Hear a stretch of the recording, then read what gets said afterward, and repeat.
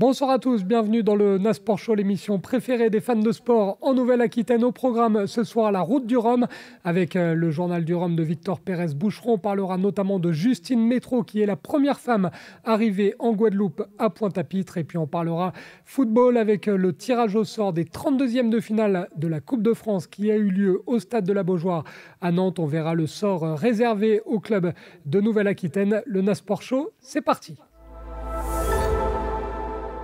Et on débute ce NASPORT Show avec l'actualité de la route du Rhum. C'est le journal du Rhum et c'est présenté par Victor Pérez-Boucheron. Bonjour à tous et bienvenue dans ce journal du Rhum du mardi 22 novembre.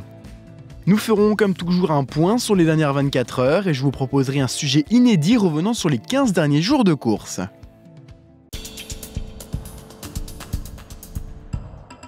Mais je vous propose donc tout de suite de revenir sur les dernières 24 heures.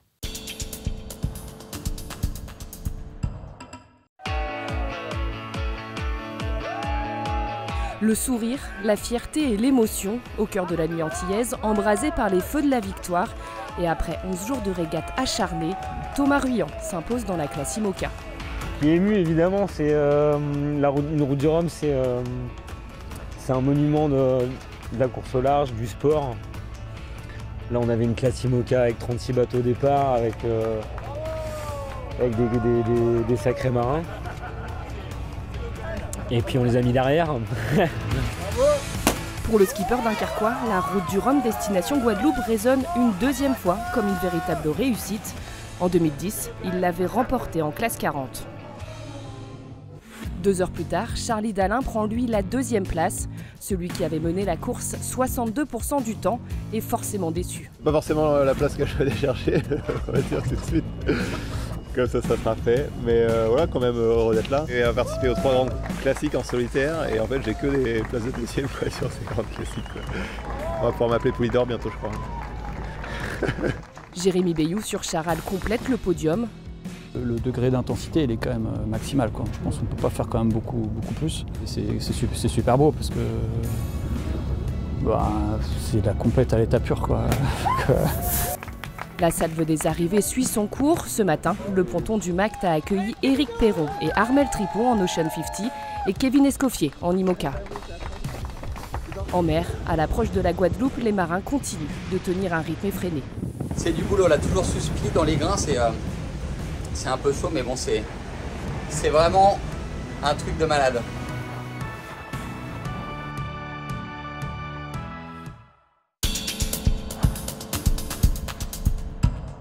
Justine Métro sur teamwork.net a franchi en 7e position la ligne d'arrivée à Pointe-à-Pitre de la 12e édition de la route du Rhum. Son temps de course est de 12 jours, 13 h 26 minutes et 35 secondes. Je vous propose de l'écouter au ponton, c'était hier soir.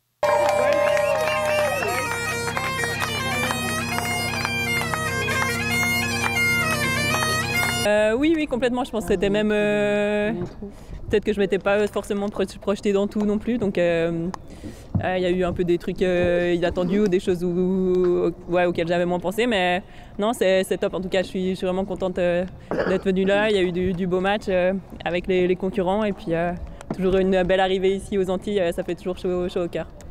On a eu beaucoup de grains ces derniers jours, donc des conditions vraiment instables avec du coup des fois des changements de voile à faire, toujours un peu sur le qui-vive. Donc ça, plus l'enchaînement directement après avec le tour de la Guadeloupe, c'était bien usant.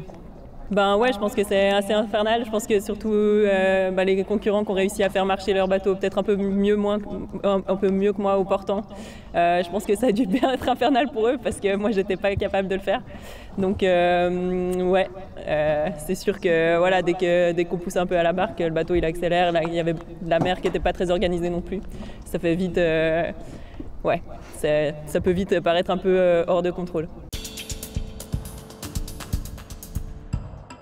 Je vous propose de regarder maintenant un sujet inédit revenant sur les 15 derniers jours de course compilés en 26 minutes. La route du Rhum, c'est magique. C'est quand même une course de légende. Ça arrive tous les 4 ans, tout le monde arrive avec leur meilleur voile, avec leur meilleur bateau pour faire le meilleur résultat. Il faut y être. C'est la seule course au monde qui regroupe autant de bateaux différents, autant de bateaux prototypes au même moment pour partir faire une transatlantique. Donc c'est un événement exceptionnel. La route du Rhum avec 138 bateaux au départ, c'est du jamais vu. Ça n'existe nulle part ailleurs. Et je peux vous dire que les étrangers nous envient beaucoup ce moment-là. I expected it to be big, but it's bigger than I thought. Moi, c'est un rêve de gosse qui devient une réalité. C'est quelque chose de fort à vivre.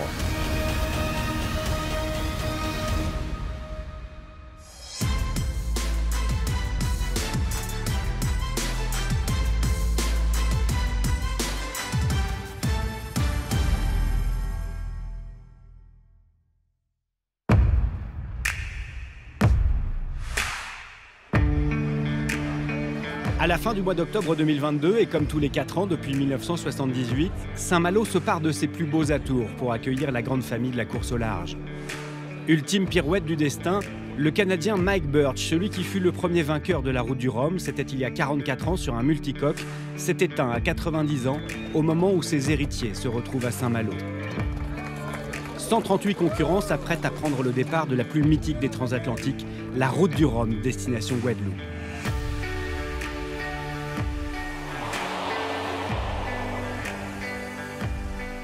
Je déclare ce village de la Route du Rhum 2022 ouvert.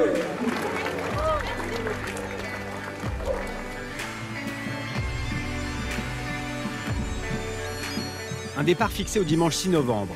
Il reste alors 15 jours aux marins pour finaliser leur préparation et profiter de ce moment de partage avec des spectateurs venus de la France entière pour découvrir leur bateau.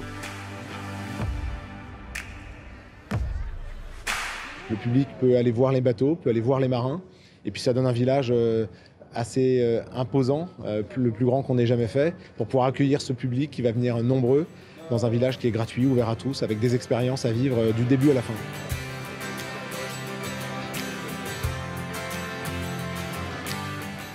Chaque partenaire déploie des animations pédagogiques et ludiques pour faire découvrir l'univers de son marin.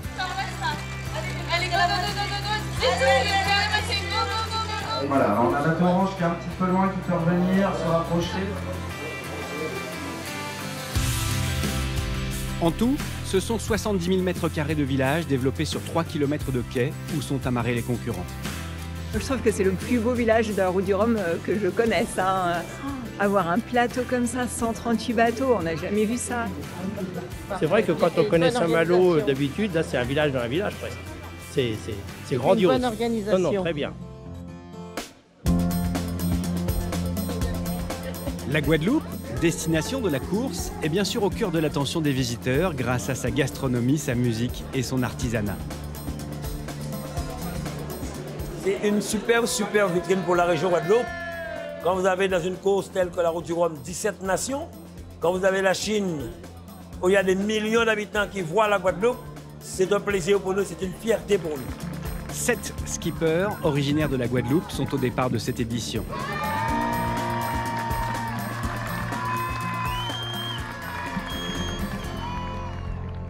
Pour la première fois de l'histoire de la course, tous les bateaux, et quelle que soit leur taille, ont pu être amarrés dans les bassins Vauban et Duguay-Trouin, au pied des remparts de la cité corsaire, qui se transforme en un magnifique théâtre des rêves. L'accès au port de Saint-Malo est conditionné par le passage d'une écluse, et il a fallu toute l'ingéniosité des services portuaires et la dextérité des marins pour faire entrer les ultimes larges de 23 mètres dans ce corridor étroit.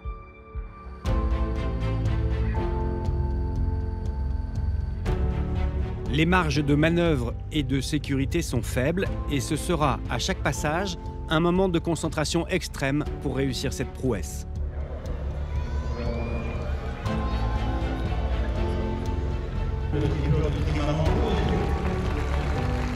Afin de faire admirer au mieux la beauté de ces bateaux sous voile, l'organisateur propose des parades en mer à vue du public pour que chacun puisse prendre la mesure du défi qui attend les marins solitaires et qu'à chaque passage de sas, les skippers entrent dans cette écluse comme dans un stade de football pour communier avec les spectateurs.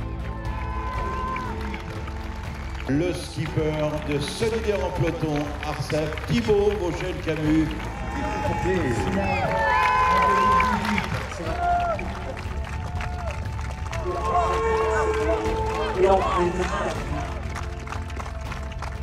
Pas difficile. Bonin. Plus fort que ça pour Manuel Cousin. Ce bateau s'appelle Fives, l'entraîneur environnement et l'autre.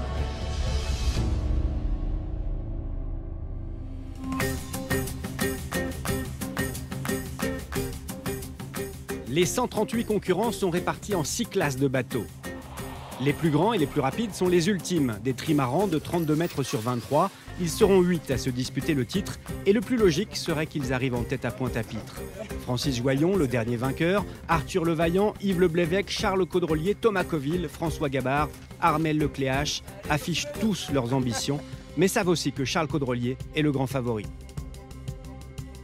Je pars dans les meilleures conditions pour gagner, mais j'ai des concurrents redoutables, donc j'aurai la pression comme tous, et l'étiquette de favori, pour moi c'est ça.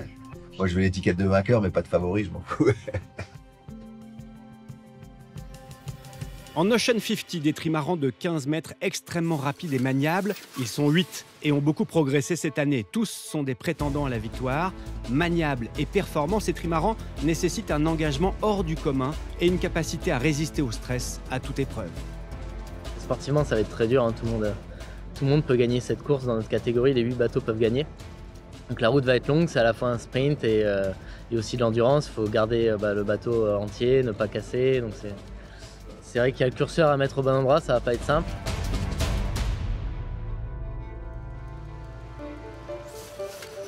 Dans la catégorie Rome Multi, c'est multicoque vintage ou ne rentrant pas dans les précédentes classes, c'est le retour du mythique trimaran Pierre Ier avec lequel Florence Artaud avait gagné en 1990. Skippé par Philippe Poupon et baptisé Flo, il devrait être le plus rapide de la classe. On retrouve des amateurs éclairés et des grands noms de la voile revenus goûter à la course sur des catamarans plus maniables et moins exigeants que dans leur glorieuse jeunesse. Roland Jourdain, Marc Guimau, Alvard Mabir devraient offrir un beau match au goût de vieux fourneaux. Charlie Capel prendra lui son 6e départ sur Acapella, le sister ship d'Olympus, le premier bateau vainqueur en 1978. Le parcours est merveilleux, c'est vraiment la course, quoi. La course qu'il ne faut pas louper lorsqu'on est passionné et qu'on a un bateau qui est capable de faire ce genre d'épreuve et qu'on arrive à réunir les moyens, il faut y aller. Beaucoup en rêve peut y accéder, hein, donc moi j'ai la chance d'en faire partie. Pour les monocoques, les IMOCA, des prototypes de 18 mètres de long taillés pour le Tour du Monde, ils sont 38. Charlie Dalin est le grand favori car il a gagné toutes les courses de la saison. Avec Thomas Ruyant, vainqueur de la dernière transat disputée, ce sont deux grands rivaux qui terminent un cycle sportif avec leur bateau sur cette édition de la Route du Rhum. C'est un vrai sprint, hein. Et ce qui est sûr, c'est que le niveau de jeu et l'intensité dans les courses, elle a vraiment pris un gros cran cette année, encore plus par rapport à l'année dernière ou même au Vendée Globe 2020. Il y a quelques équipes, quelques marins là qui n'hésitent plus à appuyer franchement sur le champignon. Voilà, moi ça me va. Naviguons comme ça et puis rendez-vous en Guadeloupe. Derrière eux, une quantité de marins éprouvés qui prennent en main des bateaux plus ou moins récents et qui devront avant tout découvrir et fiabiliser leur monture. Louis Burton, Jérémy Bayou, Kevin Escoffier, Justine Métro, Maxime Sorel, Benjamin Dutreux, Boris Herman ou Paul Meillat voudront tirer le meilleur de leur nouveau jouet. Dans cette classe IMOCA, une deuxième division est composée de bateaux anciens, non munis de foil. Benjamin Ferré, Guirec Soudé, Louis Duc, Antoine Cornic se livreront un match dans le match. La classe 40 est la catégorie la plus représentée. 55 concurrents qui mêlent professionnels et amateurs. Ces bateaux ont vécu une révolution architecturale ces dernières années avec l'apparition de nouveaux dessins pour optimiser le passage dans la mer de ces bateaux de 12 mètres. Les SCO, ou bateaux à gros nez. Ils sont plus rapides car capables de rester au-dessus de l'eau. C'est le nouveau standard de la performance. Classe ultra compétitive, les prétendants à la victoire sont nombreux. Johan Richaume, Axel Tréhin, Xavier Macaire, Yann Lipinski ont tous l'envie de bien faire, mais de manière comptable. C'est Corentin Douguet qui a survolé la saison.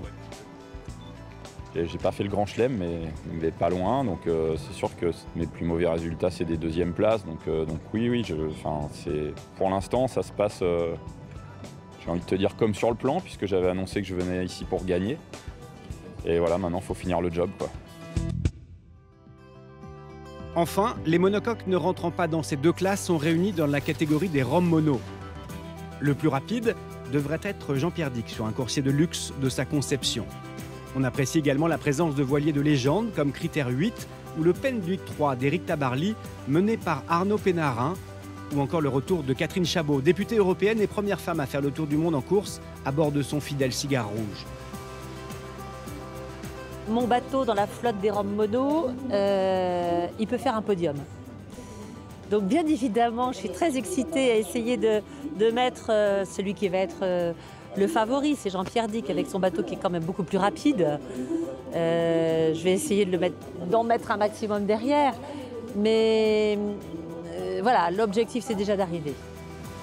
C'est un privilège de régater contre Penduic 3, contre Critère et puis contre le reste de la flotte. Je trouve qu'il y a une jolie flotte. Le parcours de la route du Rhum destination Guadeloupe n'a pas changé depuis 1978.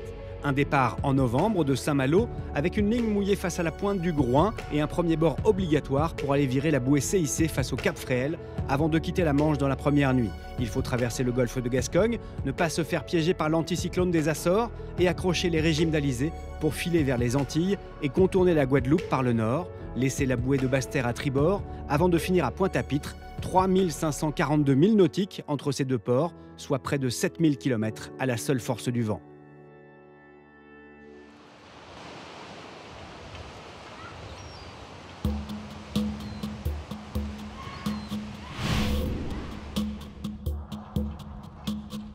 À 72 heures du départ, l'inquiétude monte chez les marins car les prévisions météo sont alarmantes. Un reste de l'ouragan Martin balaie l'Atlantique Nord. Les vents sont violents et la mer levée par ce phénomène météo est énorme.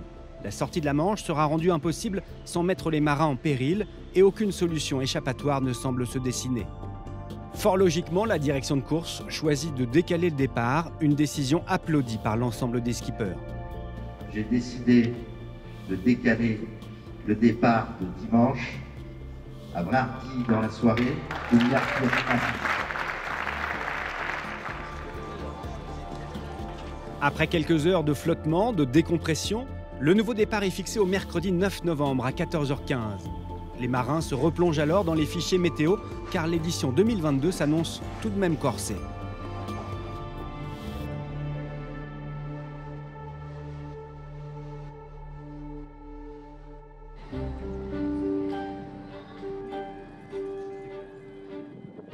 Mercredi 9 novembre, il est maintenant temps de prendre le large pour les 138 navigateurs. Allez, on y va.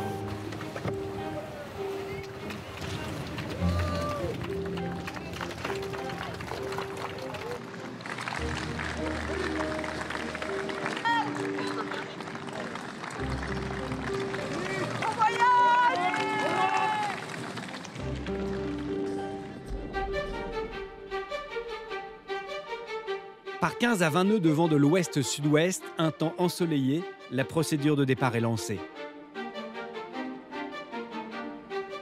15 secondes. La flotte s'apprête à couper une ligne de près de 6 km de large avec une zone définie par catégorie. 10, 9, 8, 7, 6, 5, 4, 3, 2, 1, départ! À l'assaut d'un premier bord obligatoire vers le Cap Fréhel. C'est parti maintenant! Allez, c'est parti! Malgré le vent de face, les grands trimarans se lancent et imposent rapidement leur puissance. Devant leur étrave, 3500 milles, les plus rapides devraient boucler ce long périple constellé de dépressions automnales en moins d'une semaine. Il faut louvoyer pour atteindre la bouée CIC mouillée à une trentaine de kilomètres au pied du Cap Fréhel, envahi par la foule.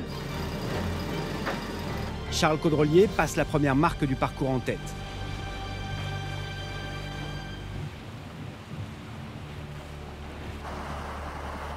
Armel Lecléache, François Gabard et Thomas Coville suivent tant bien que mal. Après 1 heure de navigation, le trimaran Edmond de Rothschild a déjà 8 minutes d'avance.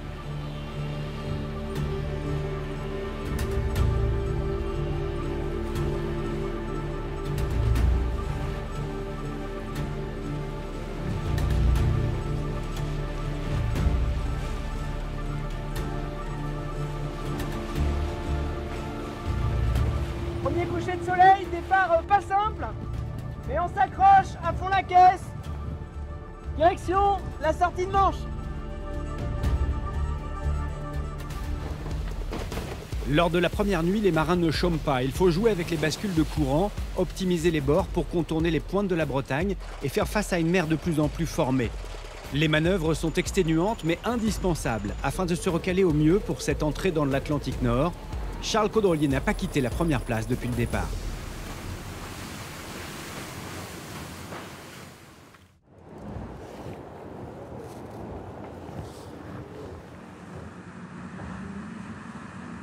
Et voilà, première nuit. Bienvenue sur la route du Rhum. On a bien attaqué.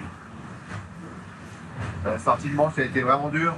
Il y a beaucoup de routes et c'est compliqué devant. On ne sait pas encore exactement où on va passer. Donc il y a deux options qui se dessinent et c'est pas simple.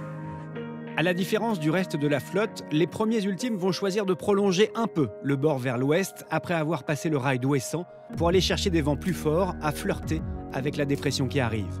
Plus en retrait, Francis Joyon, Arthur Levaillant et Yves Le Blévec vont eux plonger tout de suite dans le golfe de Gascogne à la recherche d'une mer plus praticable. Jeudi après-midi, après 24 heures de mer à un rythme très soutenu, alors qu'il est dans le trio de tête de la course au début de la descente du golfe de Gascogne, Armel Lecléache se déroute vers l'Orient. Son bateau est endommagé et ne lui permet pas de continuer. 3 derrière, 5 devant. Arrivé à 23 h, démarre alors une opération commando pour l'équipe du trimaran Banque Populaire afin de donner une chance aux navigateurs de repartir au plus vite en mer. En quelques secondes, tout s'est arrêté, il y a eu un grand crack et puis j'ai vu des morceaux passer derrière l'arrière du bateau et j'ai très vite compris que c'était la dérive. Malheureusement, la dérive, quand elle a cassé en plusieurs morceaux, elle est venue taper la coque. Et il y a quelques beaux impacts, un ou deux qui traversent entièrement la coque. Donc là, l'objectif, c'est de voir comment on peut réparer ça dans un délai raisonnable. 36 heures plus tard, le bateau repart avec une dérive changée et une coque réparée. La possibilité d'une victoire s'est envolée, mais il reste une course à terminer pour Armel Lecléache.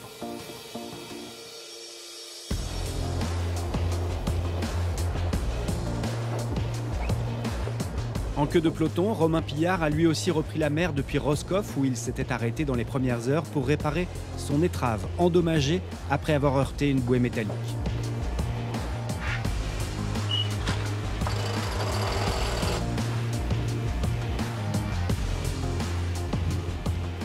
On est sorti du golfe de Gascogne, enfin, et on va en direction des Açores à bon rythme. Et on est sur la route des Alizés à bord actuel. Enfin, pas tout de suite, hein, il faut encore passer quelques transitions. Devant, la bataille est encore montée en intensité dans l'Atlantique. Caudrelier, Gabard et Coville se livrent à un combat de titans. On est entre le Portugal et les Açores, grosso modo. Et on a eu un grand ciel bleu là tout à l'heure. Et là, comme vous le voyez avec les petites images de dehors, ça se couvre un peu. Il y a toujours pas mal de mer. Mais vous savez, à la caméra, ça ne sent jamais la mer. Et on va aller dans une zone sans vent. Et on va essayer de la traverser au plus vite. Toujours face au vent dans une mer formée, après 2 passages de front musclés, le franchissement de l'archipel des Açores occasionne de nombreuses manœuvres pour ajuster les trajectoires. La lutte des virements de bord est acharnée afin d'utiliser chaque souffle de vent dans cette zone de transition. Gabard revient à une trentaine de milles, Caudrelier parvient à défendre son leadership, mais c'est au prix d'une énorme débauche d'énergie, d'un engagement total et de grandes prises de risques.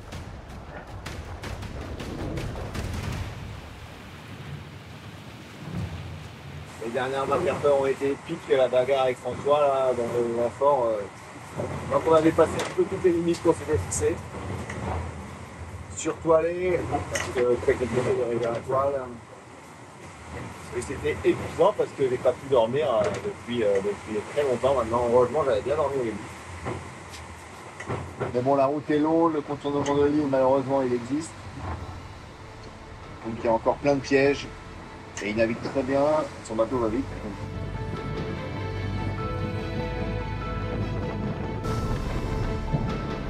En bordure d'anticyclone, les marins vont enfin pouvoir déployer leurs grandes voiles d'avant pour naviguer au vent arrière et se lancer dans un run de vitesse et de vol échevelé.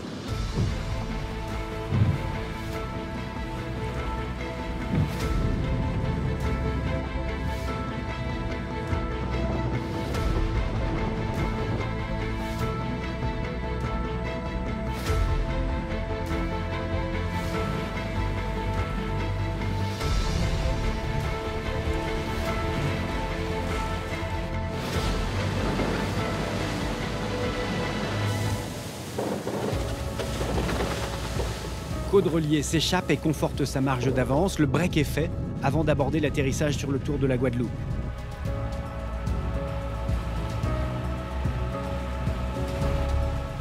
Thomas Coville, bon troisième, a tenté des options de route, mais sans jamais parvenir à recoller au duo de tête, ce qui ne l'empêche pas d'apprécier le moment.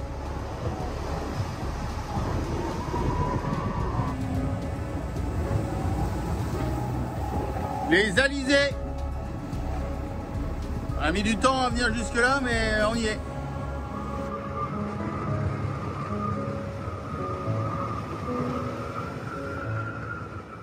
Il fallait être capable de voler dans du tout petit temps, et on a été moins bon sur ce coup-là. Mais jusqu'à la tête à l'anglais et jusqu'au tour de l'île, il reste encore plein de choses. Là, c'est un peu une course de vitesse pendant 24 heures dans ce fameux alizé. Et c'est quand même bonnard, là. À plus de 600 000 derrière, le match se poursuit dans les alizés. Yves Le Blévet, 4e, devance Francis Joyon et Arthur Levaillant. C'est le début des alizés. Et ça fait un bien fou.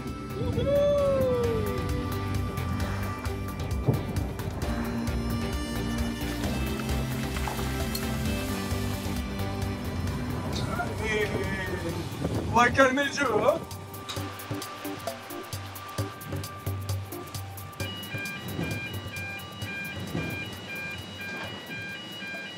Charles Caudrelier a profité des dernières heures pour engranger quelques siestes réparatrices afin d'entamer le tour de la Guadeloupe qui pourrait être piégeux en pleine forme.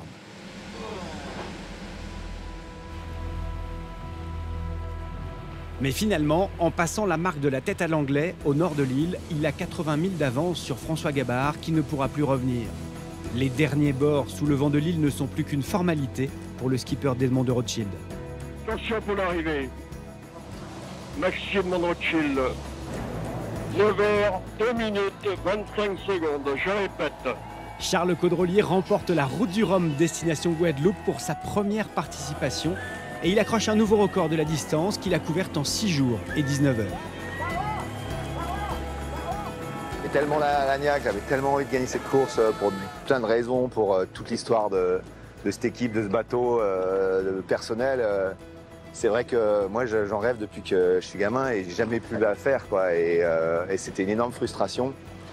Et puis un jour, il y a 3 ans, on m'a offert ce rêve-là et j'ai tellement de gens à remercier qui m'ont soutenu, quoi.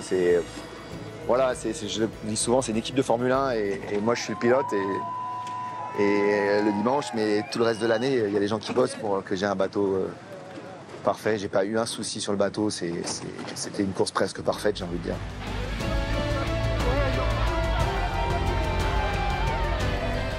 Il est là, celui qui a remporté Charles Caudrelier, cette Route du Rhum.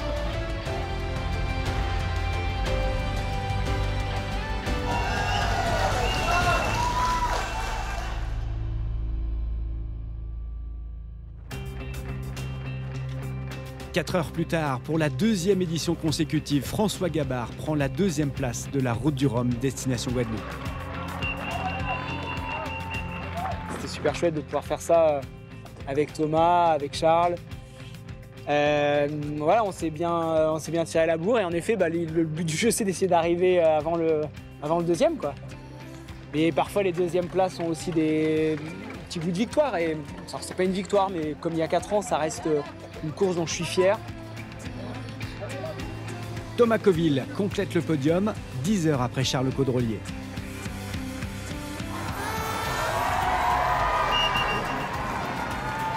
Je voulais féliciter Charles, bravo. C'est un beau vainqueur. C'est une belle équipe. J'ai l'impression d'être un privilégié incroyable que d'avoir eu le droit de faire ce match avec ces deux autres athlètes. Je me suis mais vraiment éclaté, comme jamais.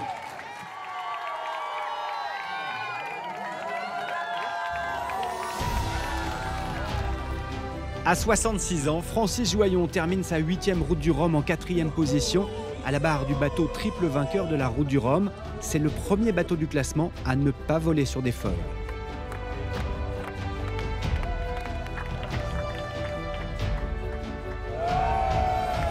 Yves Le Blévec sur Actual prend la 5e place à 1 jour et 20 heures de Charles Caudrelier.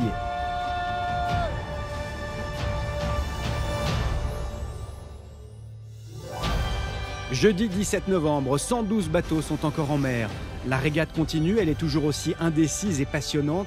En Ocean 50, IMOCA, Classe 40, Rhum Mono et Multi, la Route du Rhum, destination Guadeloupe 2022, continue. Le journal du Rhum, c'est fini. Je vous souhaite une bonne soirée. À bientôt. Au revoir. C'était le journal du Rhum présenté par Victor Pérez-Boucheron. Dans un instant, le Nasport Show revient. On va parler football. L'actualité du foot et du ballon rond, c'est évidemment le tirage au sort des 32e de finale de la Coupe de France qui a eu lieu hier soir du côté du Stade de la Beaujoire, dans l'antre du tenant du titre, le FC Nantes.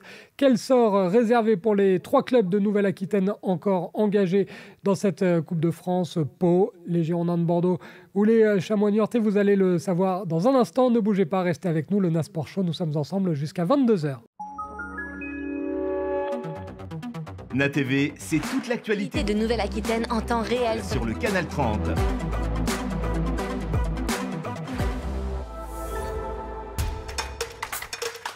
Le Nasport Live, ce sont les plus grands clubs de Nouvelle-Aquitaine. Okeanos sur NATV, l'émission consacrée à l'actualité du nautisme. C'est l'actualité de Nouvelle-Aquitaine vue autrement sur NATV. Namas TV, l'émission idéale pour rester zen en Nouvelle-Aquitaine. NATV, la Nouvelle-Aquitaine autrement. NATV, c'est toute l'actualité de Nouvelle-Aquitaine en temps réel sur le Canal 30.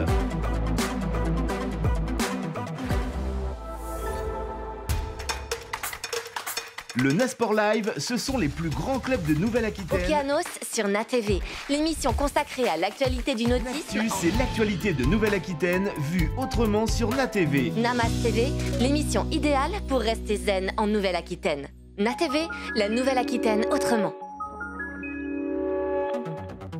NATV, c'est toute l'actualité de Nouvelle-Aquitaine en temps réel sur le Canal 30.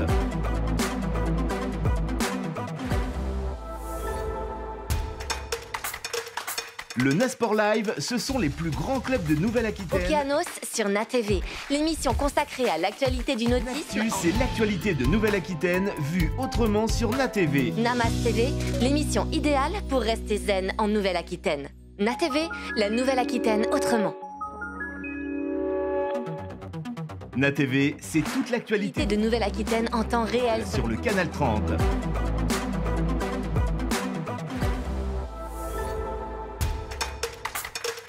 Le Nasport Live, ce sont les plus grands clubs de Nouvelle-Aquitaine. Okeanos sur NATV, l'émission consacrée à l'actualité du nautisme. C'est l'actualité de Nouvelle-Aquitaine vue autrement sur NATV. Namas TV, l'émission idéale pour rester zen en Nouvelle-Aquitaine. NATV, la Nouvelle-Aquitaine autrement.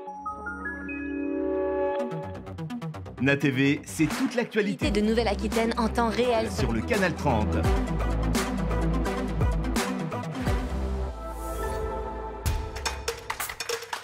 Le Nasport Live, ce sont les plus grands clubs de Nouvelle-Aquitaine. Okeanos sur NATV, l'émission consacrée à l'actualité du nautisme. C'est l'actualité de Nouvelle-Aquitaine vue autrement sur NATV. Namas TV, l'émission idéale pour rester zen en Nouvelle-Aquitaine. NATV, la Nouvelle-Aquitaine autrement. NATV, c'est toute l'actualité de Nouvelle-Aquitaine en temps réel sur le Canal 30.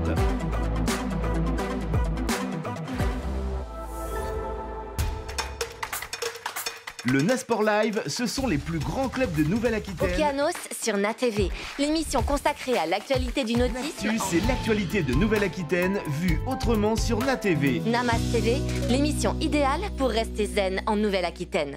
NATV, la Nouvelle-Aquitaine autrement. NATV, c'est toute l'actualité de Nouvelle-Aquitaine en temps réel sur le canal 30.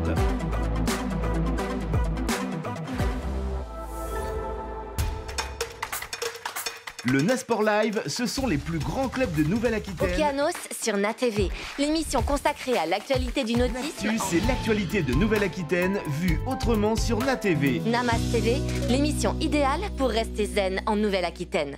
NATV, la Nouvelle-Aquitaine autrement. NATV, c'est toute l'actualité de Nouvelle-Aquitaine en temps réel sur le canal 30.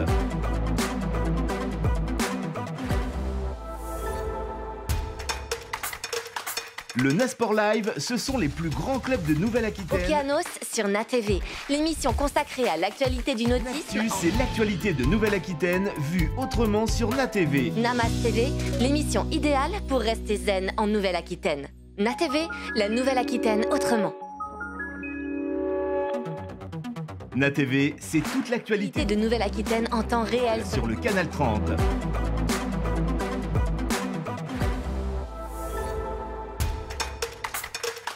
Le Nasport Live, ce sont les plus grands clubs de Nouvelle-Aquitaine. Okeanos sur NATV, l'émission consacrée à l'actualité du nautisme. C'est l'actualité de Nouvelle-Aquitaine vue autrement sur NATV. Namas TV, l'émission idéale pour rester zen en Nouvelle-Aquitaine. NATV, la Nouvelle-Aquitaine autrement. NATV, c'est toute l'actualité de Nouvelle-Aquitaine en temps réel sur le canal 30.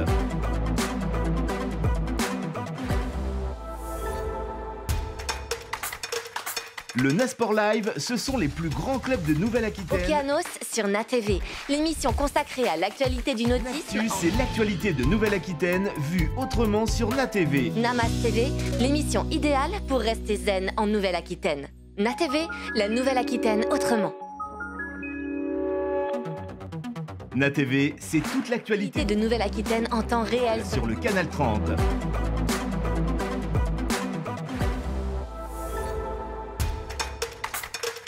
Le Nasport Live, ce sont les plus grands clubs de Nouvelle-Aquitaine. Okeanos sur NATV, l'émission consacrée à l'actualité du nautisme. C'est l'actualité de Nouvelle-Aquitaine vue autrement sur NATV. Namas TV, l'émission idéale pour rester zen en Nouvelle-Aquitaine. NATV, la Nouvelle-Aquitaine autrement. NATV, c'est toute l'actualité de Nouvelle-Aquitaine en temps réel sur le canal 30.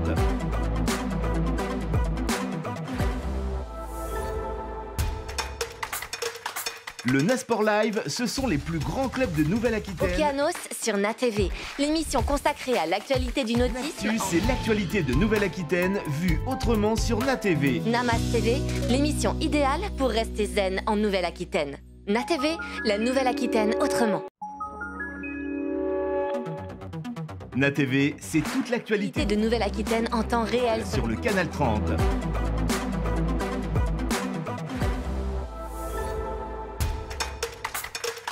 Le Nasport Live, ce sont les plus grands clubs de Nouvelle-Aquitaine. Okeanos sur NATV, l'émission consacrée à l'actualité du nautisme. C'est l'actualité de Nouvelle-Aquitaine vue autrement sur NATV. Namas TV, l'émission idéale pour rester zen en Nouvelle-Aquitaine.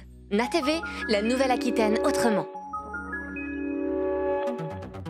NATV, c'est toute l'actualité de Nouvelle-Aquitaine en temps réel sur le canal 30.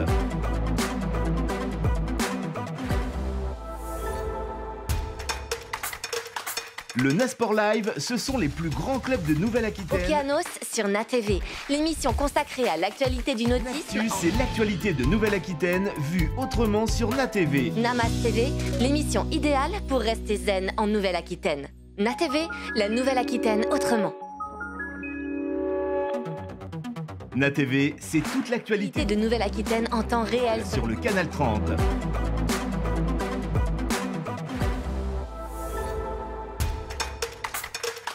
Le Nasport Live, ce sont les plus grands clubs de Nouvelle-Aquitaine. Okeanos sur NATV, l'émission consacrée à l'actualité du nautisme. C'est l'actualité de Nouvelle-Aquitaine vue autrement sur NATV. Namas TV, l'émission idéale pour rester zen en Nouvelle-Aquitaine. NATV, la Nouvelle-Aquitaine autrement. NATV, c'est toute l'actualité de Nouvelle-Aquitaine en temps réel sur le canal 30.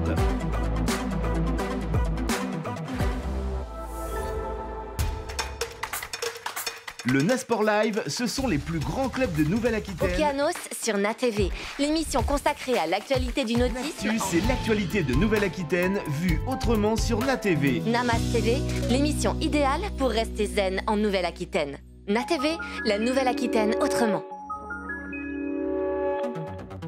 NATV, c'est toute l'actualité de Nouvelle-Aquitaine en temps réel sur le canal 30.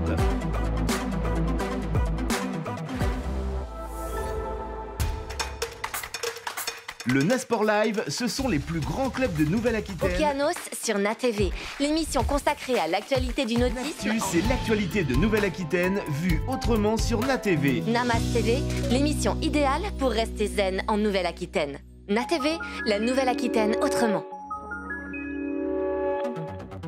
NATV, c'est toute l'actualité de Nouvelle-Aquitaine en temps réel sur le canal 30.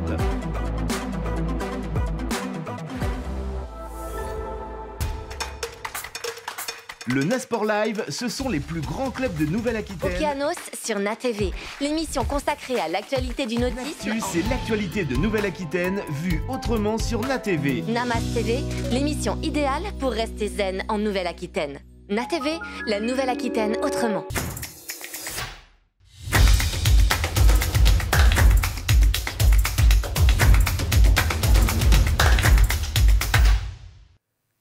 De retour dans le Nasport Show, nous sommes ensemble jusqu'à 22h, comme tous les soirs sur NATV, pour évoquer l'actualité du sport en région Nouvelle-Aquitaine. Et l'actu du sport, c'est évidemment le football. Pour ceux qui ont manqué la première partie de l'émission et le journal du Rhum, vous allez sur la page YouTube de NATV et vous pouvez regarder en replay l'émission. Tout de suite, place à l'actu du ballon rond. Et l'actualité du football, c'est le tirage au sort des 32e de finale de la Coupe de France qui a eu lieu à Nantes, au stade de la Beaujoire, puisque c'est le FC Nantes qui avait gagné la précédente édition. On le rappelle, une victoire face à l'OGC Nice qui avait permis au club Canaries de soulever le trophée. Vous le voyez avec ces images magnifiques signées Thomas Guillard. Les clubs qualifiés étaient répartis dans 4 groupes par zone géographique tout simplement. Le Pau FC qui était dans le groupe A a hérité, vous le voyez, d'un club de Ligue 1. Il s'agit de Montpellier, une rencontre qui se jouera sur la pelouse du club palois dans le groupe A. Parmi les affiches notables, à noter le déplacement du finaliste malheureux de la précédente édition, Nice, qui va aller du côté de l'Auvergne, un déplacement au Puy Football. L'AS Monaco va jouer face à Rodez Aveyron Football, et puis il y aura notamment une rencontre entre Grenoble et Nîmes. Au Bagne, le tombeur du Petit Poucet, l'Entente Boé-Bonencontre, Petit Poucet de la Nouvelle-Aquitaine, va affronter Chambéry-Savoie. Niort et Bordeaux étaient quant à eux dans le groupe B, un groupe B avec quelques affiches. Lannion face à Toulouse, le tenant du titre Nantes qui sera opposé soit au club de Vire, soit au Stade Malherbe de Caen. Et puis vous le voyez, les clubs de Nouvelle-Aquitaine n'ont pas des tirages faciles puisque Niort va devoir se déplacer du côté de l'US Granville, club de National 2, mais habitué aux exploits en Coupe de France. Il faudra batailler pour aller éliminer le club normand. Et puis les Girondins de Bordeaux vont affronter un club de Ligue 1, une affiche qui sent bon la nostalgie avec d'un côté les Girondins de Bordeaux, de l'autre le Stade Rennais. Et bonne nouvelle pour le club au Scapulaire, ce sera en Gironde sur la pelouse du Matmut Atlantique. Tout ce qu'il faut savoir sur le 8e tour de la Coupe de France, mais également la D1 Arkema, le National 2, le National 3 ou encore le futsal. C'est dans un instant et c'est la rediffusion de l'émission de lundi d'LFNA TV. Je vous souhaite une bonne émission et une très bonne soirée à l'écoute de NATV.